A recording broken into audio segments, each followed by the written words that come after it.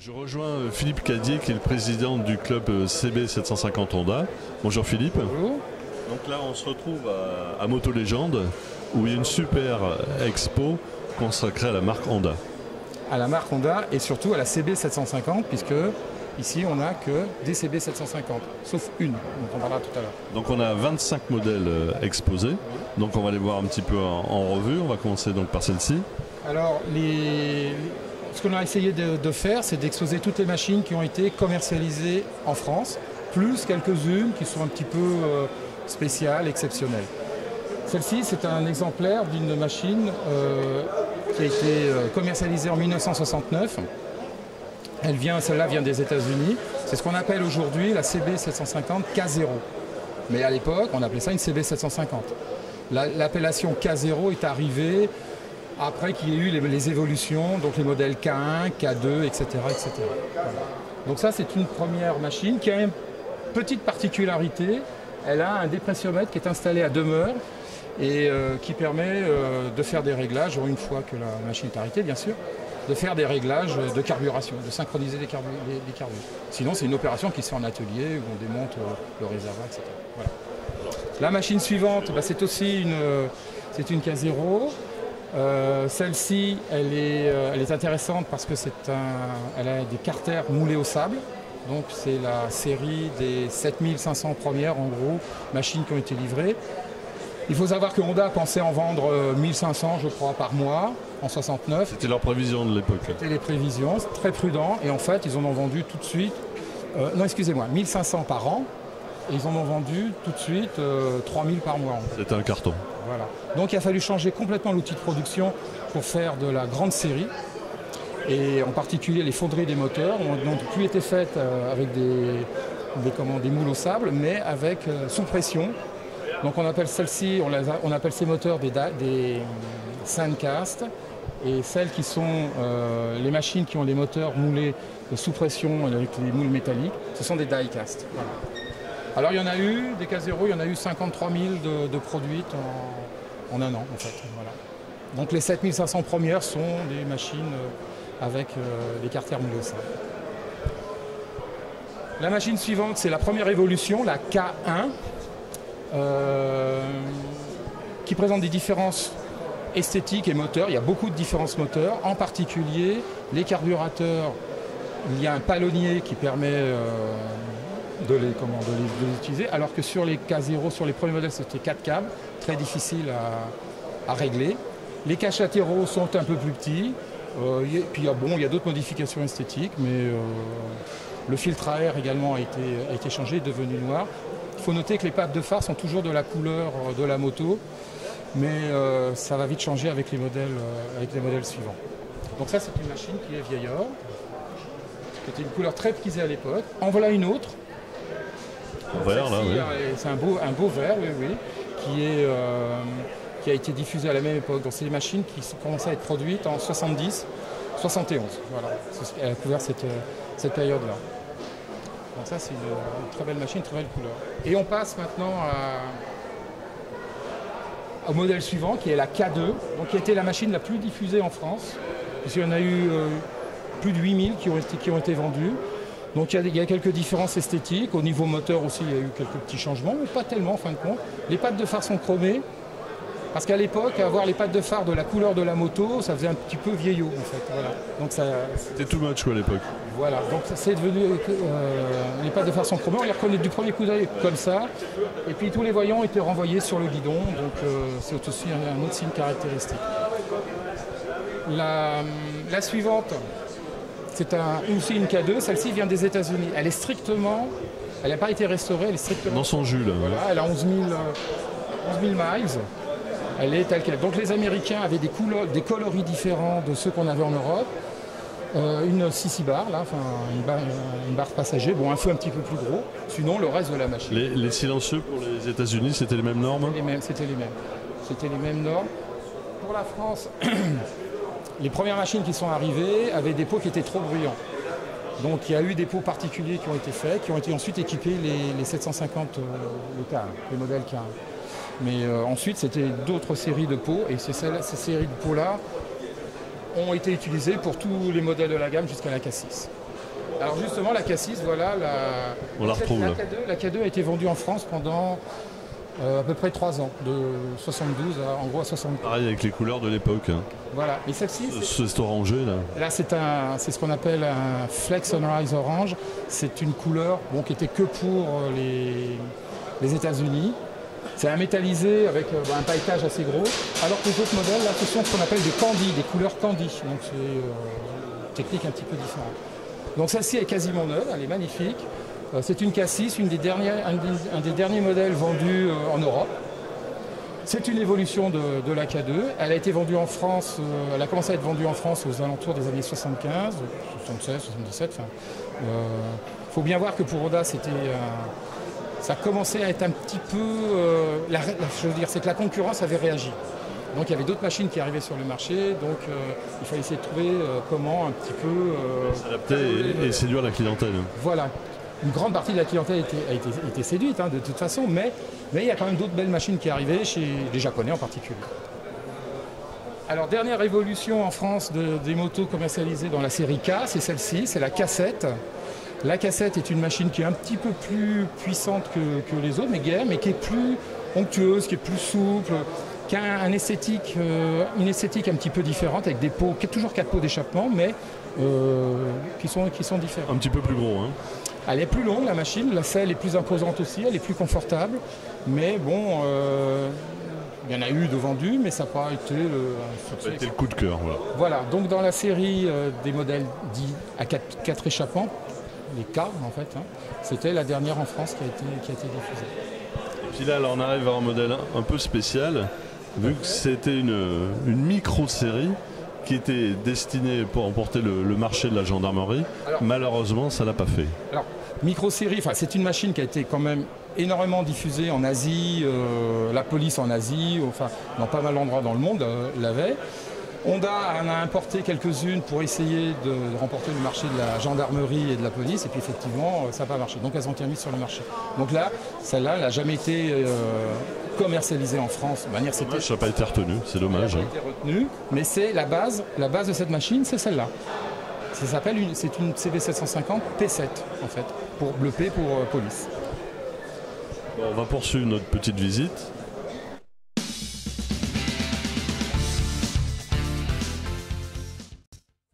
On se trouve devant quel modèle?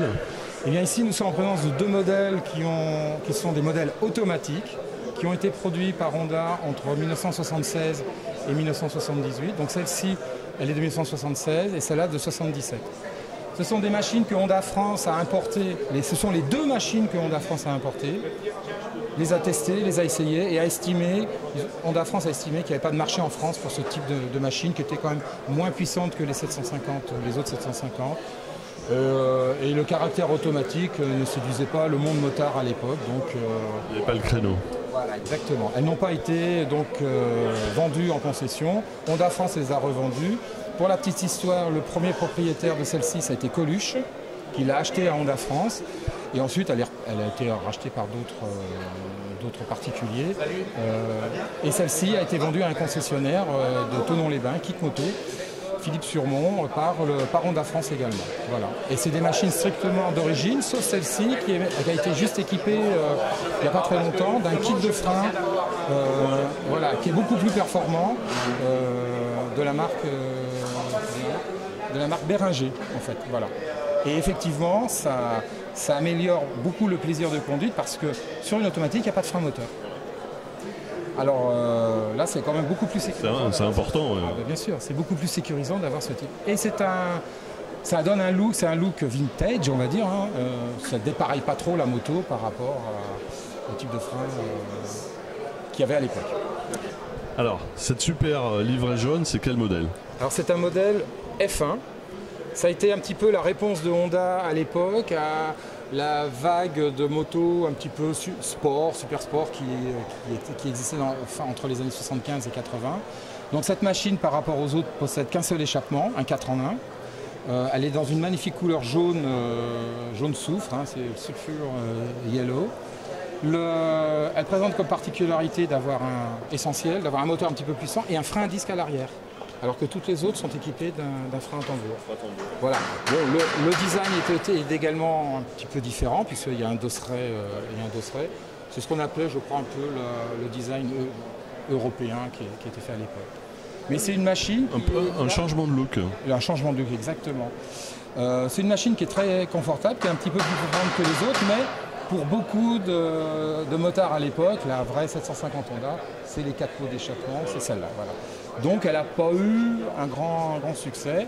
La suivante, là, qui est une F2, alors qui possède un moteur bien plus puissant. Déjà la culasse est différente, grosse soupape. La puissance est autour de 73 chevaux. Sinon, elle a des roues, ce qu'on appelle des roues Comstar. Ce ne sont plus des roues à rayons, mais des roues un peu avec ce design-là. On retrouve le frein à disque derrière, et par contre, elle a deux freins à disque devant. Donc ça, on va dire que c'est l'ultime machine dans la série des CB750 avec un simple pare-bras. C'est la dernière finition, là, de la série. Exactement. Elles étaient quand même, les F, là, il y en a 3 F. Il y a la F1, la F2 là, et puis la bleue qui est à côté, c'est également une F2.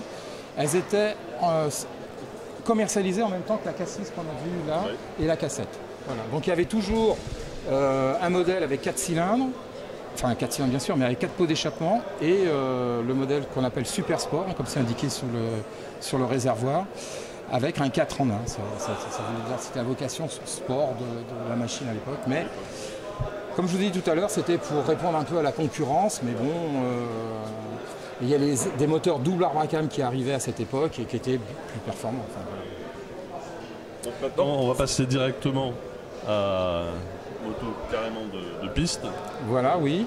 Alors, ça, c'est pas tout à fait une moto de piste, c'est une F1, c'est une machine qui a été construite à partir d'une base F1, mais qui a été construite par un concessionnaire avec le look de la CR 750. Il faut savoir qu'il y a eu dans le monde de la 4 pattes, de la 750 Honda, il y a 2 événements qui ont fait que ça a été un grand succès. Le premier en France, ça a été la victoire de Michel Rougerie et Daniel Urdiche avec une 750 Honda au Bol d'Or à Montlhéry en 1969. Et le deuxième événement, ça a été la victoire de Dickman à Daytona en mars 70 avec une CR 750, une véritable machine d'usine. On en verra une belle réplique tout à l'heure. Donc celle-ci a la particularité d'être une machine de route, c'est-à-dire qu'elle elle est homologuée, on peut rouler. On peut rouler sur la route avec un look. Avec un look course. De la CR 750, exactement. Elle a 4 pots, alors que le modèle au départ, la F1, vous voyez, elle a un 4 dans 1. Voilà. Donc celle-là, elle est faite plutôt pour rouler sur la route. Contrairement à celle qui est à côté. Voilà, alors sa petite sœur, là, c'est différent. Voilà. Donc ça, c'est une machine... Là, on est dans la compétition, là. Voilà, exactement. Bon, dans la démonstration aujourd'hui, mais c'est une machine de piste, donc qui a été fabriquée avec beaucoup d'éléments du kit CR750 de l'époque, du kit Daytona, qui a un palmarès, qui a été utilisé, qui a gagné une course à Rouen, enfin qui a gagné quand même pas mal de choses, qui a été piloté par Fougeret et Léon, qui étaient des grands pilotes de l'époque, et donc qui a été restauré, refabriqué, et qui tourne aujourd'hui en démonstration sur les circuits lors des manifestations de moto en série. Voilà, donc elle a beaucoup de pièces qui sont effectivement du kit, la fourche, elle a un frein arrière en magnésium, côté moteur aussi, il y a une préparation qui est faite, et à l'intérieur du moteur on retrouve beaucoup de choses de ce kit 750 que Daytona, que Honda commercialisait à l'époque, pour ceux qui voulaient faire de la piste. C'est ce qu'on appelle une compétition client. On peut dire ça, oui, exactement. Alors, à côté, une 950. Alors à côté, c'est une 950 Japoto. Donc c'est une machine qui a été produite par le concessionnaire Japoto en France, à Paris. Japoto, c'est lui qui avait engagé la Honda victorieuse du Bol d'Or en 1969. Et donc ils ont commencé à développer une série de machines qui étaient réalisées à 950, exactement 969 cm3, et qui permettait d'avoir beaucoup plus de puissance et beaucoup plus de souplesse aussi, puisque je crois que c'est une machine qui fait autour de 80-85 chevaux, alors que la 750 d'origine en faisait 65-67 selon les modèles. Sinon, le look, vous voyez, elle a un aspect tout à fait comme les 750 Honda qui étaient produites à l'époque. Et c'est une machine qui roule. Le propriétaire fait de grands trajets avec aujourd'hui. Elle fait très ventru quand même. Hein. Alors que c'est strictement la même. Il n'y a rien qui est changé. C'est que par rapport à une K1, c'est la même chose. Alors il y a eu un modèle ensuite qui est sorti avec des cylindres plus gros parce que Japoto a rencontré des difficultés en réalisant le bloc cylindre. Il ne restait plus assez de matière autour des chemises et l'huile transpirait par l'alliage, donc il y avait des problèmes. Grosse fuite là. Oui. Enfin, des fuites, c'était embêtant. Et donc, ils ont fait une génération de moteurs pour lequel les blocs cylindres ont été refaits. Ce sont un autre bloc cylindre que celui-ci, avec des ailettes un peu plus grosses et qui sont toujours en 969, mais il n'y a plus ce problème de perte d'huile. Voilà. Alors, à côté, c'est quoi? C'est spécial bol d'or? Non, à côté, c'est une réplique d'une RCB 1000 qui a été construite par un team qui s'appelle le team RCB, Racing Caillou Bédier. Donc Caillou Bédier, ce sont essentiellement les deux qui ont fabriqué ça. C'est une machine, c'était la machine qui a tout gagné dans les années 70 en termes d'endurance, en particulier avec Léon et Chemarin, deux pilotes de l'époque. Et c'est une 1000 cm3 qui a un double arbacam. Voilà. Et donc ça, c'est un modèle unique. Enfin unique, c'est une réplique unique, on va dire. Il en reste très peu d'original aujourd'hui. Et la grosse difficulté qu'ont rencontré les deux personnes qui l'ont construit, c'était de refaire la culasse, de trouver une culasse.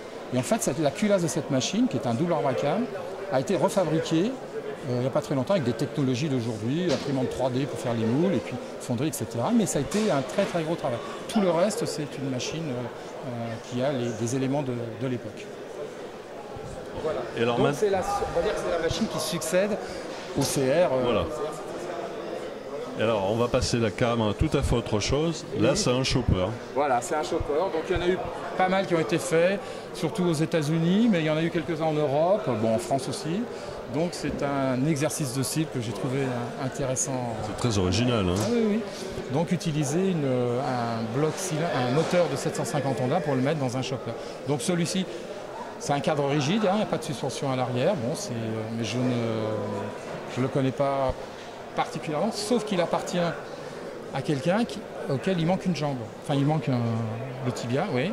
Et donc, elle est équipée, il faudrait voir de l'autre côté, vous verrez, elle est équipée d'un shifter. Et il passe, vous voyez, les boutons rouges et verts qui sont au guidon là à gauche, il passe les vitesses au pouce. Puisqu'il ne peut pas avec sa jambe. Voilà. Il a une jambe. Sur le sélecteur. Voilà.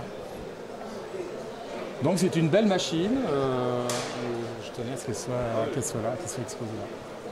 C'est rare ça, c'est très rare. Ah ben les choppers maintenant, bon il y a des. C'est un monde bien précis, hein, le monde je ne vais pas dire c'est une secte, mais c'est un clan, enfin il y a des fanatiques de choppers, ils ne roulent comme ça. Bon ça a été surtout aux États-Unis, hein, tout le monde a en tête. Principalement, voilà. Bon, Easy Rider, c'était avec des Harley. En France, c'est un peu moins de passionnés de chopper. En France, surtout, c'est beaucoup plus difficile de transformer une moto et puis de l'homologuer. Celle-là, elle est allemande, donc je pense qu'il y a moins de... Le passage aux mines, c'est plus compliqué.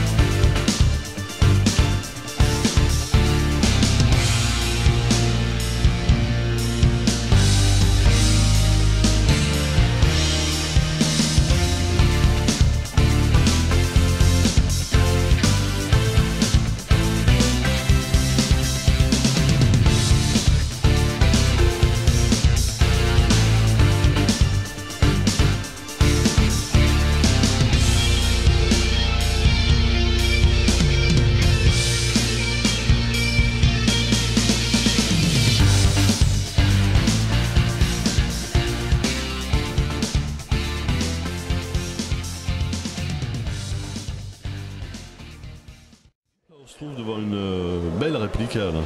Tout à fait, c'est une réplique qui a été faite l'année dernière, et on finit cette année, par quelqu'un qui s'appelle Pierre Secondo, qui a été aidé par d'autres personnes, Michel Barbier de Japoto et Guy Coulon. C'est la réplique de la machine qui a gagné le bol d'or en 1969. Voilà, donc c'est un moteur de K0 qui a été utilisé pour faire cette réplique. Le look, les couleurs, tout ça, ce sont strictement les mêmes. Il y a eu des petits soucis avec la couleur parce qu'il y avait très peu d'images couleurs en fait de cette machine, c'était surtout en noir et blanc, mais le résultat est très proche de la réalité. Et c'est une machine qui a quelques pièces très intéressantes. Il faut savoir que la machine d'origine était une machine qui était prévue pour des coureurs anglais, qui avait été fabriquée par Honda, donc c'était une machine d'usine. Et quand ils se sont présentés, vont s'inscrire pour le bol d'or, maintenant ça n'a pas été possible.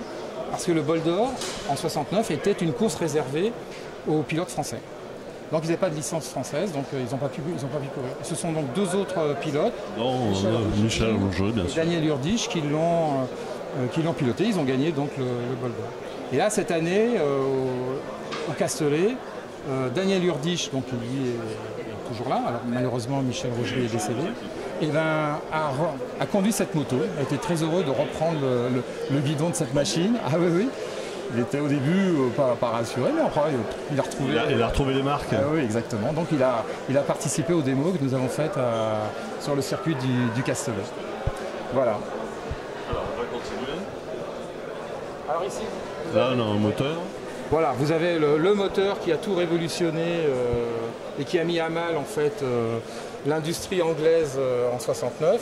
4 cylindres, 4 carburateurs, 4 échappements, un moteur fiable. La moto elle-même a présenté un frein à disque. À l'époque, c'était quelque chose. Mais bien sûr, tout à fait. Et l'industrie anglaise en particulier a eu beaucoup de mal à s'en remettre.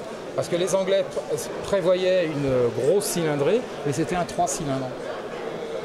Et Soichiro Honda a dit, ok, puisque les Anglais, bon je résume, hein, puisque les Anglais vont faire un 3 cylindres, eh ben on va faire 4 cylindres. C'était surtout pour répondre aux besoins du marché américain.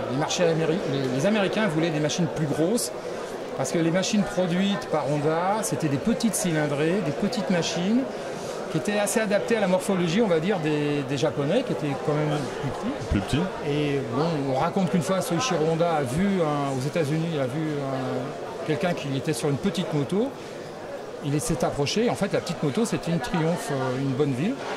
Et c'est là qu'il a réalisé qu'il voulait faire des plus grosses machines pour les Américains, qui était le marché. C'était le principal marché. Hein. Il faut savoir que les Américains sont leaders dans le marché.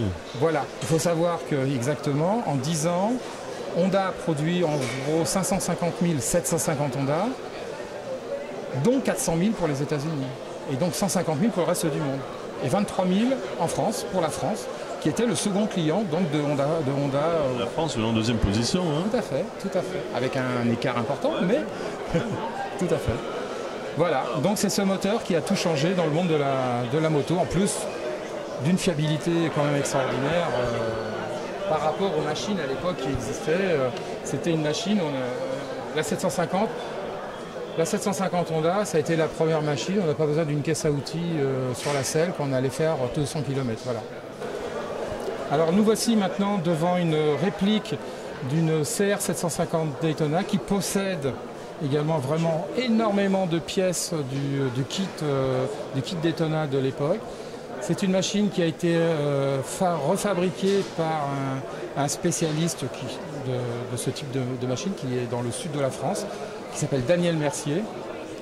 Et c'est une machine qui est vraiment irréprochable dans tous les détails. On est tous d'accord qu'on ne peut pas refaire la moto, enfin il n'y a plus de motos d'usine entière, puisque toutes les motos, il y a eu 4 motos fabriquées par Daytona par Honda. Ces machines donc, ont eu des histoires un petit peu différentes. Donc Daniel Mercier en possède une qui a beaucoup de choses de la vraie machine, en particulier le châssis, de celle qui a gagné la compétition, là, les 200 miles de Daytona. Donc toutes les autres machines ont des pièces qui peuvent être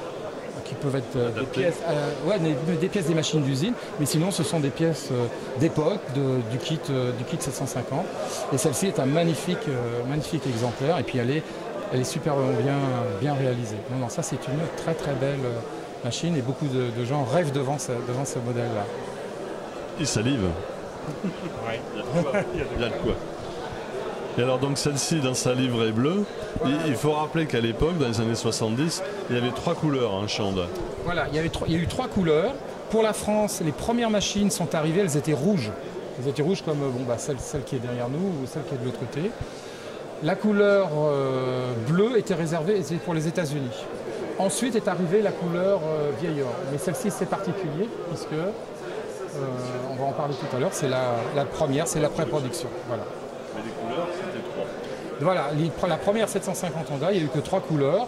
Le Candy Blue Green, c'est celle-ci, Candy Gold, celle-là, et le Candy Ruby Red, qui est la couleur rouge, qui était la seule couleur disponible en France en 69, on va dire. Voilà.